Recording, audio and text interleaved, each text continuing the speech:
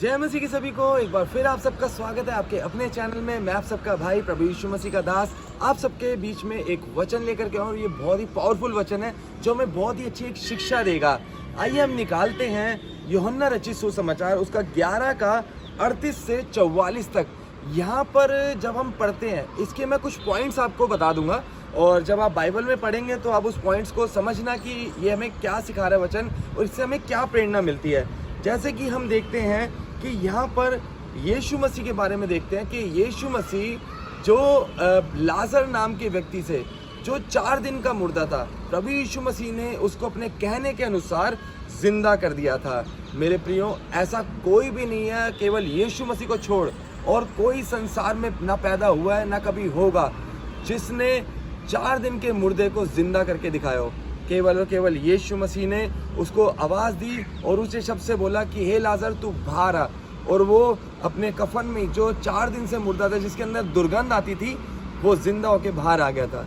हम यहाँ पर देखिए कुछ पॉइंट की बातें सीखते हैं। जैसा कि हम देखते हैं कि यहाँ पर यीशु मसीह को जब पता चला था कि लाजर जो है उसको मरे हुए 4 दिन हो गए और वो अब इस दुनिया में नहीं रहा, वो सो चुका है, तो ऐसे में प्रभु यीशु मसीह उसके लिए उदास हुए थे, व्याकुल हुए थे कि उसके साथ ऐसा हुआ था। देखिए यहाँ पर एक पॉइंट को हम सीखते हैं कि यीशु मसीह हमारे दुखों में, जब हमारे जीवन में कोई प्रॉब्लम या कठिनाई या परेशानी आती है, तो यहाँ पर यीशु मसीह हमारे दुख में हमारे साथ रहते हैं, हमारी उदासी में हमारे संग रहते हैं, हमें सहारा देते हैं। उनको भी दुख होता है यदि हमारे जीवन में कोई प्रॉब्लम हो। ठीक है, फिर हम दूसरे पॉइंट में देखते हैं कि यहाँ पर ऐसा लिखा हुआ है कि यीशु मसीह उसको दूर करने के लिए आपके जीवन में वो काम करते हैं। जैसे कि बोला गया है 39 में, यीशु ने कहा कि पत्थर को हटाओ जहाँ पर लाजर को उसके कब्र में रखा गया था। फिर उसके बाद देखते हैं आगे कि उसकी बहन जो मार्था है, वहाँ पर वो मार्था प्रभु यीशु मसीह को बोलती है कि हे पिता, हे प्रभु, वो उसको मरे हुए 4 दिन हो गए हैं, उसके अंदर से दुर्गंध भी आती है।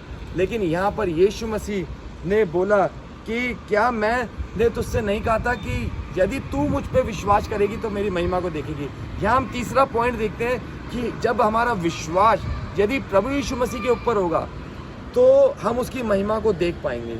यीशु मसीह ने साफ बोला है कि यदि तुम विश्वास करोगे तो मेरी महिमा को देखोगे। फिर उसके बाद हम चौथे पॉइंट में, 4th पॉइंट में आते हैं कि उन्होंने, प्रभु यीशु मसीह ने उससे बोला था कि इस पत्थर को हटाओ, और यहाँ पर प्रभु यीशु मसीह ने पिता के सामने यानी परमेश्वर से प्रार्थना करी और सबसे पहले ये बात बोली। देखिए क्या लिखा हुआ है कि पद 42 में देखते हैं कि मैं जानता था कि तू सदा मेरी सुनता है, परंतु जो भीड़ आसपास खड़ी है उनके कारण मैंने ये कहा कि जिससे कि वे विश्वास करें और तूने मुझे भेजा है।